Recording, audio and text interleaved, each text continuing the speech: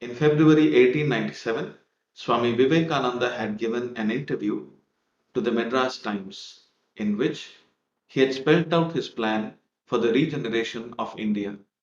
I quote, "The great national sin is the neglect of the masses, and that is one of the causes of our downfall. No amount of politics would be of any avail until the masses in India are once more well educated, well fed, and well cared for. If we want to regenerate India, we must work for them." I have with me a son of India who is inspired by Swami Vivekananda and by our ancient Indian culture. He proposes to work for the upliftment of the downtrodden people of the country. In today's session, we shall have a short candid interview with Mr. Sridhar Vembu, who is the CEO of Zoho Corporation, which is located in India and is making waves both in India and abroad. Welcome, sir. You have taken a resolution for the year and for the decade of planning to regenerate and empower the rural masses of India. You had also mentioned that you had derived inspiration from Swami Vivekananda. What is your plan of action and how do you wish to go about it? First of all, Namaskaram, Swami, and thank you for inviting me for this special occasion. Swami Vivekananda has been a major source of inspiration, and I actually start my daily morning with a quote from him that one of the Swamis share with me on instant messaging. So that is how I actually begin my day every day now. So to come to your question about the uh, resolution, actually, this has been a long-standing dream for me to try to develop one village and then one district from there to uh, endow ourselves with world-class capabilities in the workforce. So to me, economic prosperity is really the other side of saying people are capable of solving their own problems. So there's no prosperity without capability. So to me, prosperity means we elevate ourselves so that we are able to solve our own problems and we are able to fulfill our own needs. So it's really that ability to stand on our own 2 feet, that is the capability, and that is what I want to be able to help, starting with a village and then one district to achieve. That is the goal, and this has been long-standing dream, and our experience in Zoho, where we have elevated the capability level of a whole set of our employees so that we are able to compete worldwide, gives me hope that we will be able to do this at a village level and a district level. There is one beautiful quotation of Swami Vivekananda, which I would like to share here, which perfectly reflects what you've just put across to all of us. The quotation says, "Individuals being raised, the nation and its institutions are bound to rise. The salvation of India, therefore, depends on the strength of the individual and the realization by each man of his divinity within."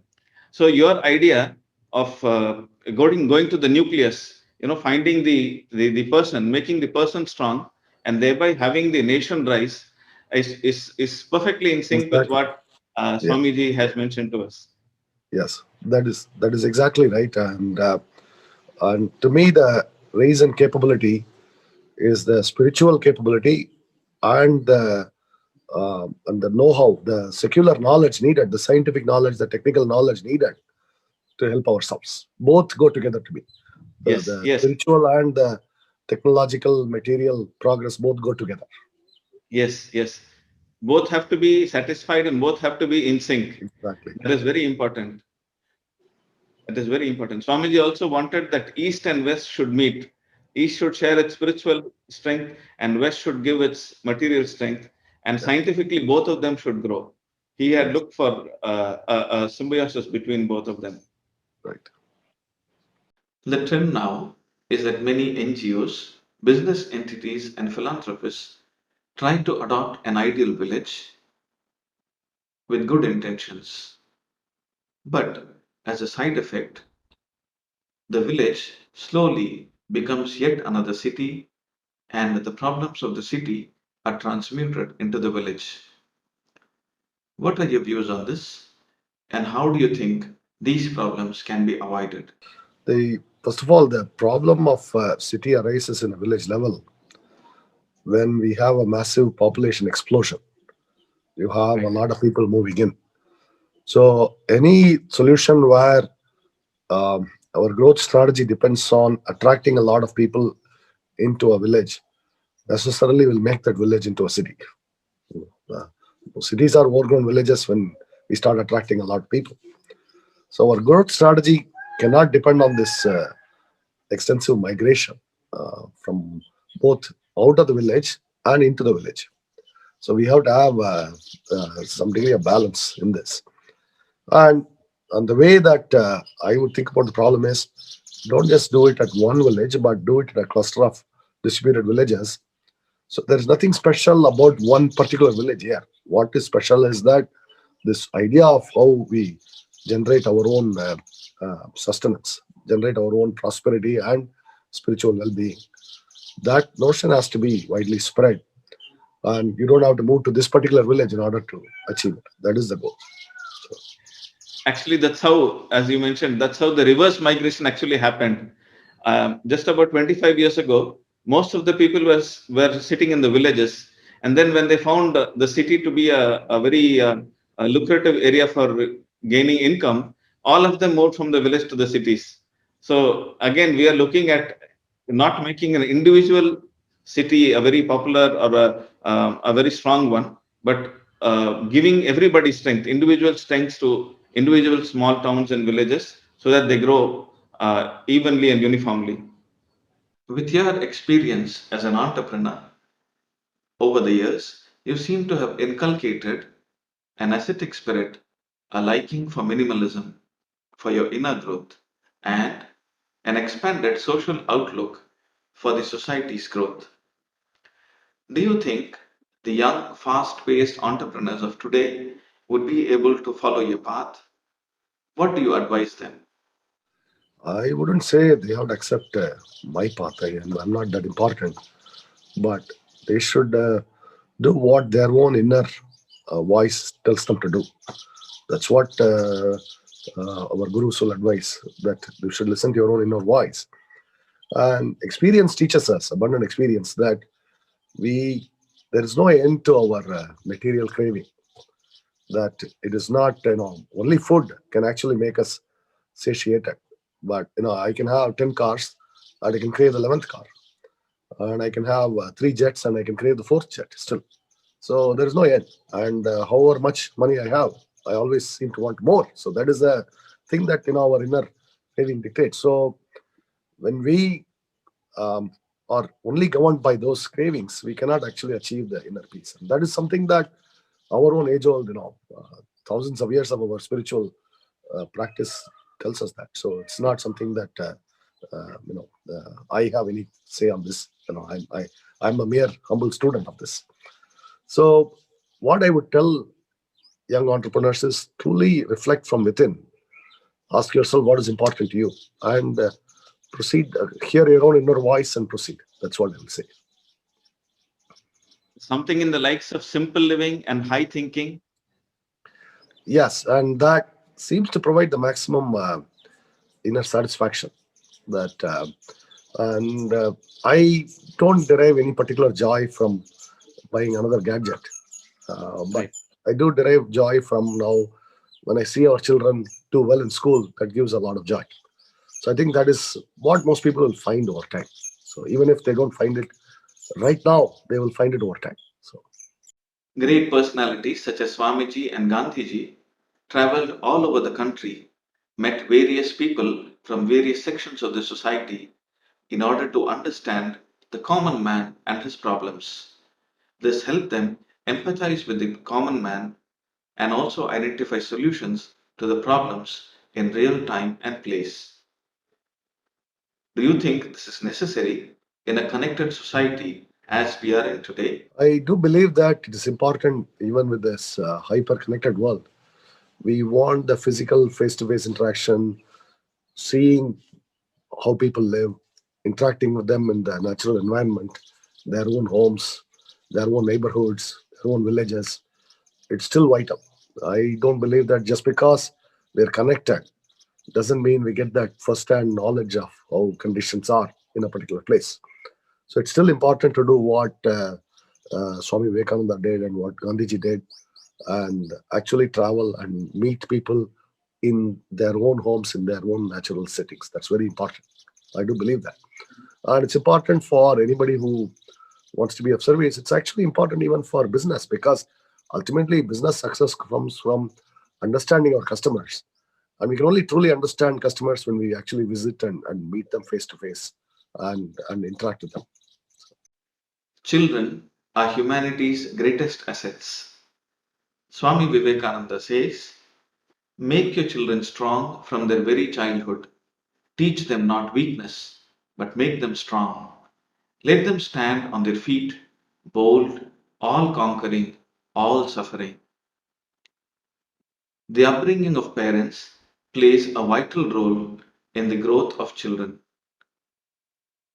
What was the role played by your parents in your upbringing, and what is the advice that you would give to the current generation of parents? My parents actually set us some very good examples in a couple of crucial ways. One, they actually never worried about academic achievement at all. They themselves come from modest background, and my parents never worried about how well we were doing academically. That was a secondary consideration at all. But most important value they um, helped inculcate is the attitude of contentment. Our background, economic background, was modest, but they will drill into us that we will only buy something when we can afford it and when we can pay for it. That we would not borrow to buy something. That was an early virtue that was inculcated. And just because some friend has it or some neighborhood children have it, doesn't mean we should have it. So we should live within our means. That was something that was stressed from childhood, and that's probably the most important value, because that allowed us to grow up with internalizing that contentment, internalizing that we don't need to have everything in order to be happy. We can actually be first happy in ourselves. So we were happy as our, our siblings, all of that. We would have our usual fights, but we're generally overall happy kids. And that came from that contentment our parents taught us, and they have always conducted their own lives with that same example to serve as role models for us. So, what would you advise the present generation of parents? How should they bring up their kids? Yeah. The most important thing that I would insulate kids from today is the relentless peer pressure to conform to certain, ways of thinking, that all the friends think one way and I have to think that way. And again, they conform to the expectations that they have these kind of shoes. I have to wear those shoes. They dress a particular way. I have to dress that way. They have the latest gadgets. I have to have it. All those kinds of pressures is what parents should insulate their kids from. Second, I particularly this applies to middle class parents. Don't endlessly program your child's existence with this class and that class and every weekend everything. I mean, kids have to have a lot of free time, unstructured free time to play. And in fact, I would not. Our own school, we have adopted a policy: no homework. So when 4 o'clock school leaves, they are free and they just enjoy their evenings, play with their friends, and go get an early sleep so that they can rise early. All of that. But what I don't like is program that I give 3 hours of homework after 7 8 hours of school, and then give homework on weekends. All of that I dislike intensely. And then fill the schedule with classes. Everything is important. So I will have 18 classes for the kids. Those kinds of things I hope parents avoid, because I don't see these counterproductive for children. Children need most of all free time to play and roam around and all of that. Explore nature, go on walks. Those are the kinds of things children need. Wealth, according to Western nations, stresses more on the monetary side. whereas the Eastern traditions have a different connotation. What is your definition of wealth? Wealth is being able to be free in your thought and spirit and your freedom of action. That is what wealth is really. That our ability to think freely, our ability to act freely. That's really what wealth confers. It's the meaning of wealth for me. That notion of freedom, holistic notion of freedom. Social media has a lot of advantages, but with instant feedback and instant gratification, it is taking a huge toll on the younger generation. What would you recommend? We have to turn off every single day to some meaningful hour, maybe after 7 p.m. or something. No more social media. You take a fast, put our mind to rest so that we can sleep well. These kinds of things are actually important. I myself started doing this, where I don't sleep with the phone. I try to put the phone in some other room so that I don't constantly, if I wake up, I don't check the phone or something. So this type of thing is important. We have to give our minds rest from that social media constant, the triggers it's causing. So that's important. Do you have a role model who played a very important and definitive role in your life? If so, who is that? Yeah, I would say I got multiple role models. Of course, Swami Vivekananda has been a major role model in spiritual sense. That his own life is an excellent example. On the secular realm, I actually have looked up to the um, the founder of Singapore, Lee Kuan Yew, as a major model because he lifted up this city from third world poverty to a very developed, affluent state, and in many ways, actually, a really great place to live. And he was able to do this within about a generation or 1.5 generations, about 30 years. He was able to do it.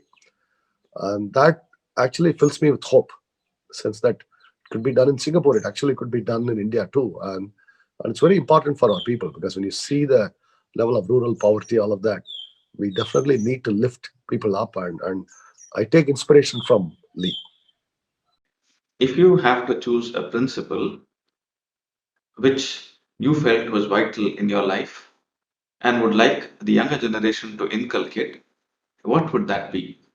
I would stress the importance of self reliance as the most important because that encompasses a lot of other issues. Because if we take the resolution that try to stand on my own 2 feet and think for myself and nurture that freedom of thought and freedom of action, that will get a lot of other good characters flow from it because we have to be truthful, we have to be honest, and we have to be sincere. All of that comes from it. If you had the option to time travel and reset one thing in your life, what would that be? I've said this before, I would not do my PhD. That's one thing that I felt like I wasted a lot of time needlessly. So What would you like the future generation to remember you as? An entrepreneur, an economist, a philanthropist, or a social philosopher, or anything else? I would just like to be remembered as a good human being. I hope I'm a good human being. I would like to be remembered as a good human being. Yes, sir. Thank you, sir. Thank Anything you. else that you would like to convey through Uh, this? I want to express my gratitude for having me participate in this very special occasion, Swami Vivekananda's visit to Chennai, and I really wish that his example, and so many ways he captured it 125 years ago. All the things that are this message is so powerful and so current today. So we all, I hope, particularly our young entrepreneurs would learn from this example, his messages. Thank you for spending some time with us today. Swami Vivekananda had famously said, "My faith is in the younger generation, the modern generation. Out of them will come my workers. They'll work out the whole problem like lions. I have formulated the idea and have given my life to it. Just as you have been inspired by Swami Vivekananda and chartered a unique path of business success and contribution to the upliftment of the social masses, we hope the youth and the younger generation would also find motivation in Swami Vivekananda and our ancient Indian traditions. Thank you.